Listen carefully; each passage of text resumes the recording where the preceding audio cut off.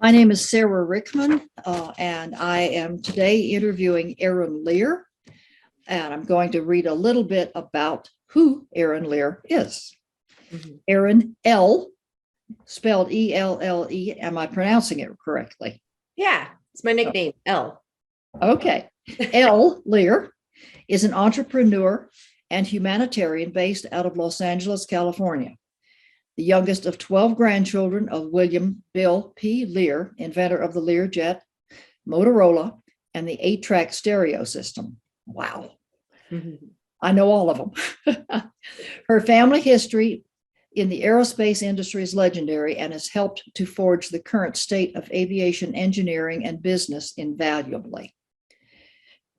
Lear has spent many happy years of her adolescence in the family airplane hangar out at the Reno Stead Airport, where her grandmother, Moya Lear, had taken over Lear Avia, Lear Fan, in 1979, following her husband, Bill Lear's death.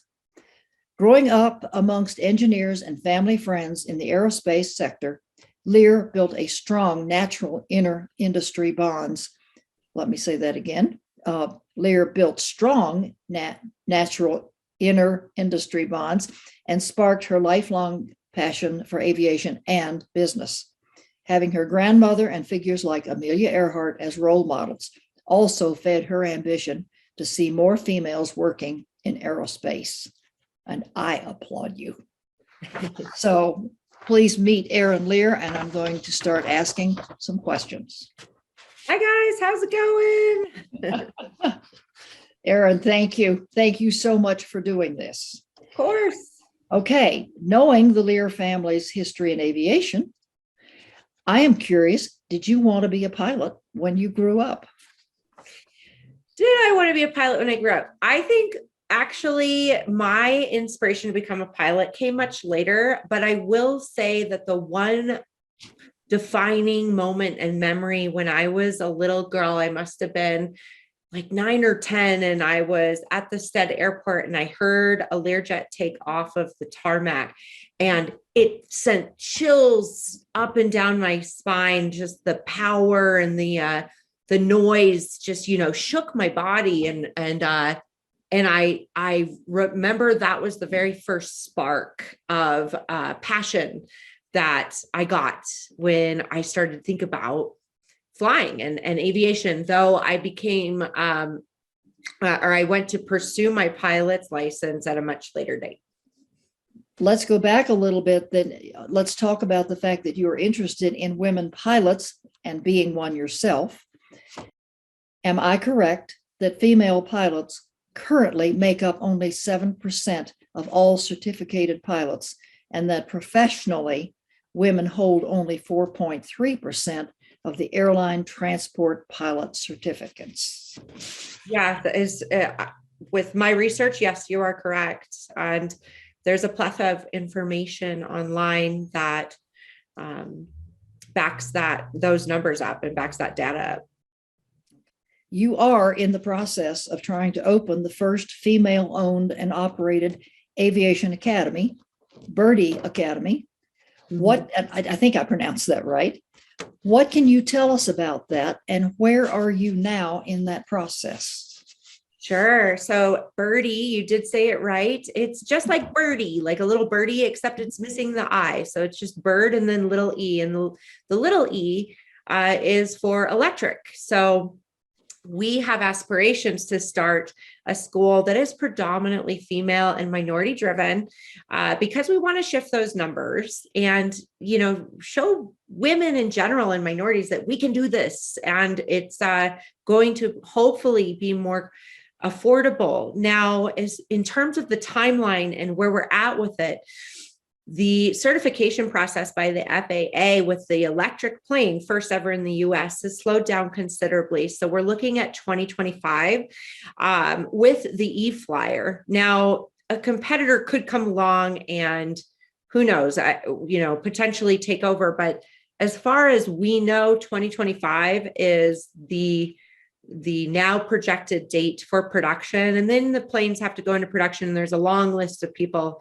who have deposits on those planes. So luckily, one of my main investors for BIRDe, owns about 10% of the company and was first in line. So we do have first to marketability. And, we're just kind of on ice right now until that certification process gets put into more motion. And then until then, we're raising awareness. We are sharing stories, collabing, talking about different shows that could possibly be on TV or Netflix and Amazon that help inspire women. Like, we go into all these really cool stories like Amelia Earhart and some of the wasps that are just incredible. And I feel like, it's just a time in this world where women are doing things that maybe they wouldn't normally have considered back then. So this is happening now and it's really cool. And I can tell you this, if I can do it, anyone can do it. Okay, tell me a little bit more about the e-flyers. I've just learned a slight bit, and I'm really quite interested in them and their use as training airplanes.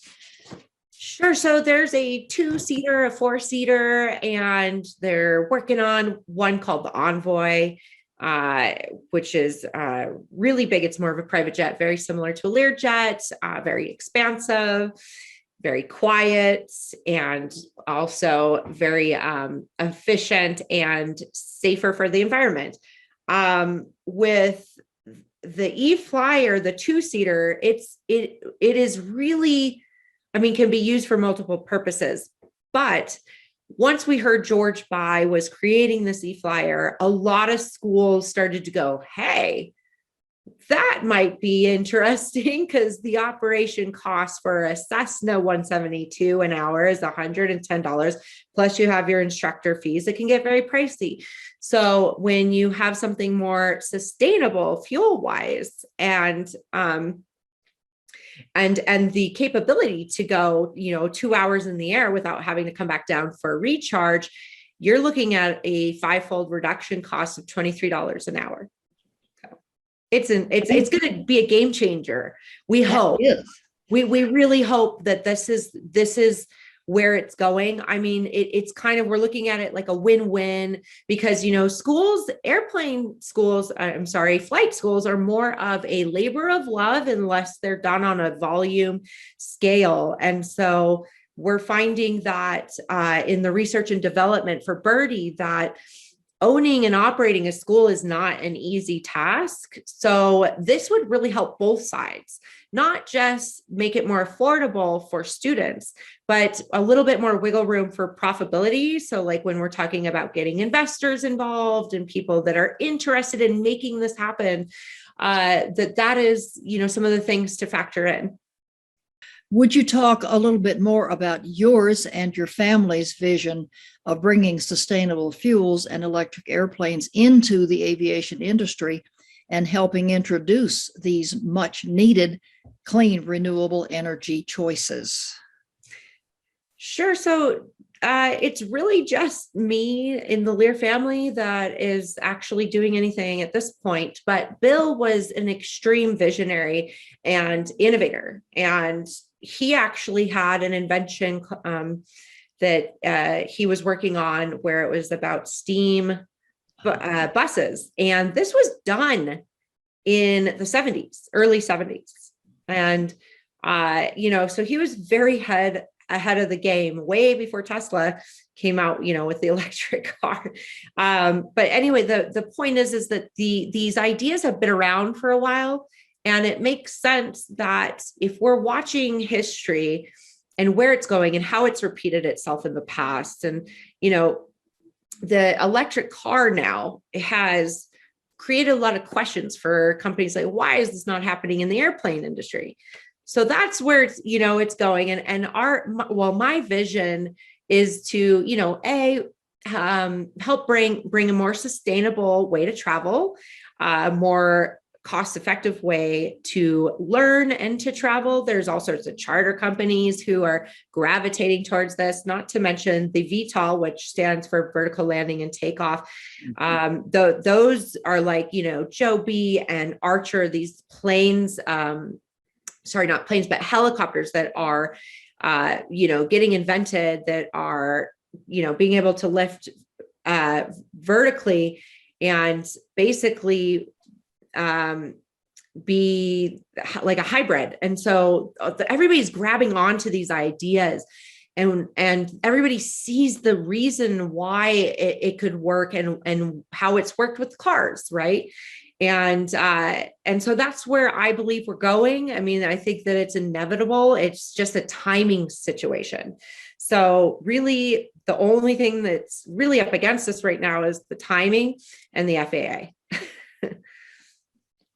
And am I correct? COVID has really put you quite a bit behind from where you expected to be by now. Absolutely, threw a huge wrench in the certification process for the eFlyer, and and then we can't really do much with BIRDe until we get that certification. With that in mind, what is your vision for your future students? And these are young women who want to join this now predominantly male aviation industry and be a productive part of the important work that is being done. How are you going to do that? Well, my vision is to create more equality. And just because, you're a man doesn't mean that, or just a woman, doesn't mean that you can't do exactly what they're doing. We each have the same brains. It just takes time and effort to learn. If you do put your mind to anything, you could do anything. I really, truly believe that. And I know that because I am an example of that. And so what I see for the future is creating more equality for everybody. And also for our school, the difference of how it kind of separates us from the pack is we want to also have a sector that is more of a supportive position in our school, where women feel like almost like the 99s, like there's a support group for women, and we want to have like courses like how to navigate through a predominantly male industry. How do you navigate through, nobody, there really isn't much, I don't think, out there that offers that type of training when you're looking at possible careers. So we want to be able to incorporate that as well. What would you suggest that young girls, young women do in order to get ready for BIRDe? In order to get ready for BIRDe, I would, I love just watching movies, shows, YouTube. I like watching things that inspire me so that I get super pumped up when I'm about to go fly. I also think that time blocking is very important. So what I found out when I was achieving my own private pilot's license, or, getting there, was that doing it over a long period of time is probably not the best path. For me, I know that I'll lose information as we go on. So it's really key for me not to cram, but to have a good couple of months just to get your private, right? Have a good solid couple of months where you just focus and you have that time and don't spread it out. And so I think that it's really just setting up that time for, that your schedule, and being able to make sure that you have that intact. And then, and just inspiration, flying is supposed to be fun. Once you start getting into the instrument ratings and going after your commercial, I mean, that's a little bit of a longer journey. So that's more of a stronger and longer commitment. Excellent.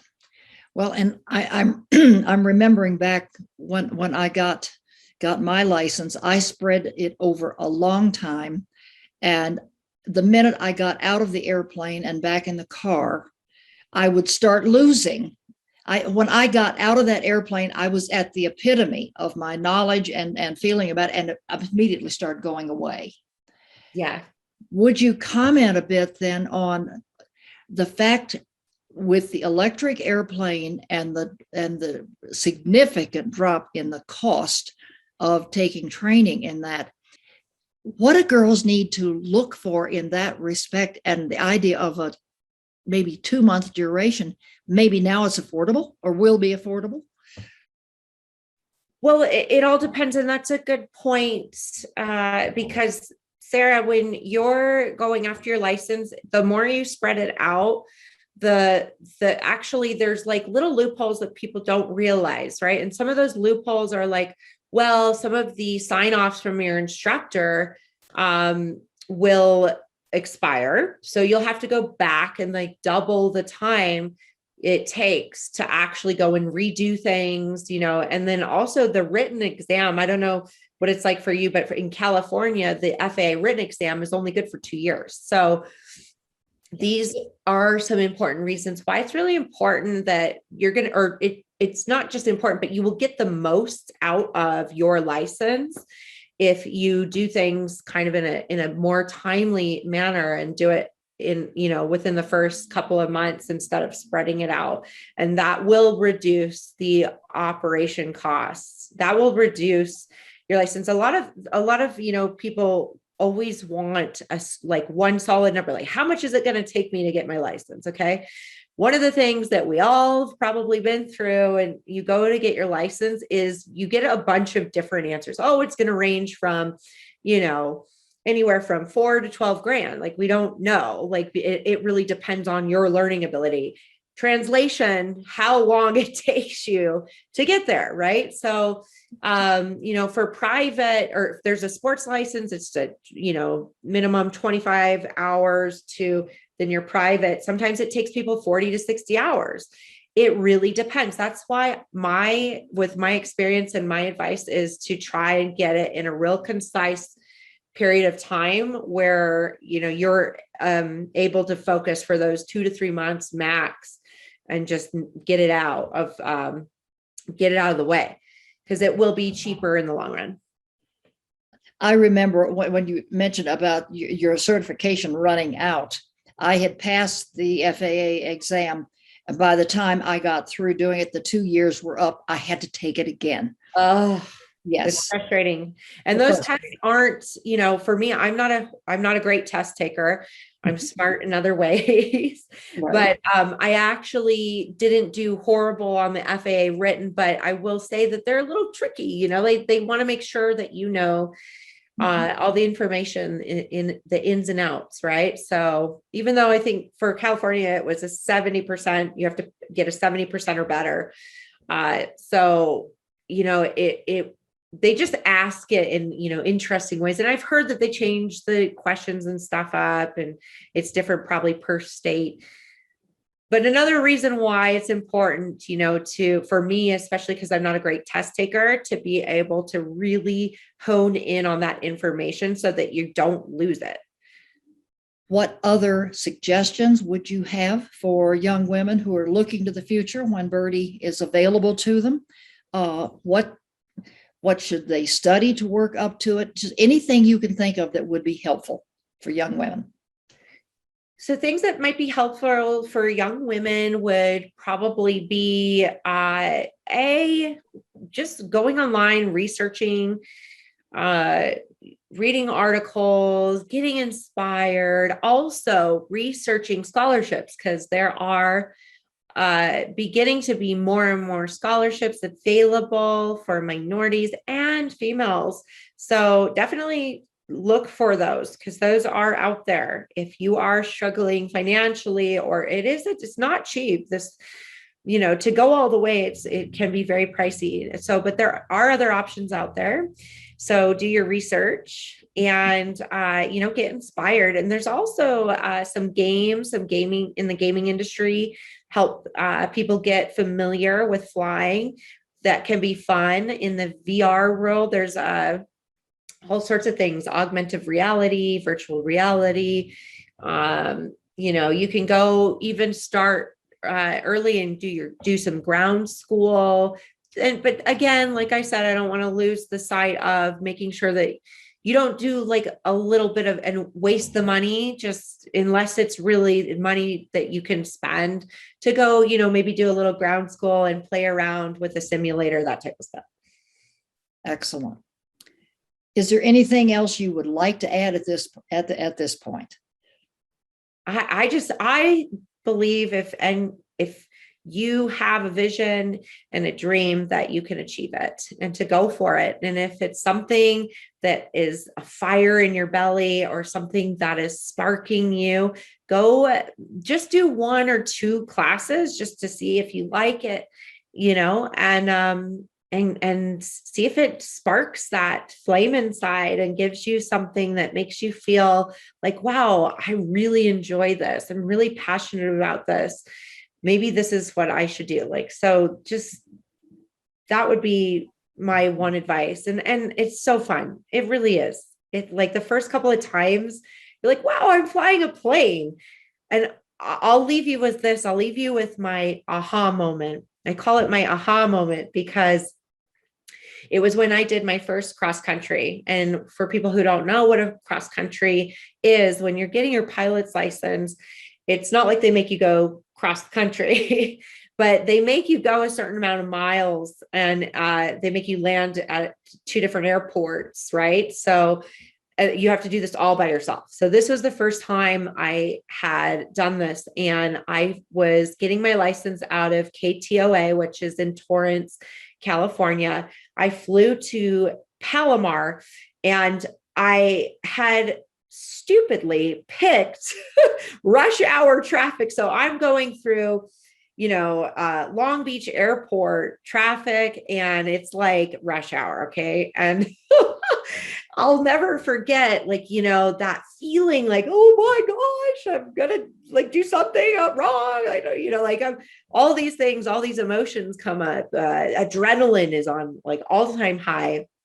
And I'm I've got Southwest 1,000 foot above, and the tower's telling me go down 1,000 feet, and then fly, adjusting and having to work with the headphones and communicate with the towers. And once I got out of a little bit of the rush hour and I was on my way to land in Palomar Airport in San Diego, I was like, okay, I'm doing this. I can breathe. I had time to take a selfie. And I ended up landing in Palomar, and I touched down on the runway, and I'm breathing really heavy. All of a sudden the tower comes on, and they're like, bah, bah, bah, bah, bah, bah, start yelling at a pilot. And I'm like, oh, that's definitely for me. I did something wrong. But what happened was there was some other pilot that came on. He was like, oh, sorry, sir, that was my fault. And that was my aha moment, because I was like, oh my God, it wasn't me. I didn't screw up. That wasn't for me. I didn't, And so I taxied back and flew away and went and landed at Catalina Island and back to KTOA. And I couldn't eat all day. But I was just it was just this profound accomplishment. I couldn't believe it. And so it was, it was all over after that. I was like, this is amazing. And that is amazing. I love it. And yeah, there is nothing like that first solo cross country. You're right. Well, unless you have something else you would like to add that can top that, and I kind of doubt it. Okay. Really, this has been great. This has been a wonderful interview, and thank you so much for doing it. And I guess we can sign off with that. Thank you again, Erin. Thanks, ladies.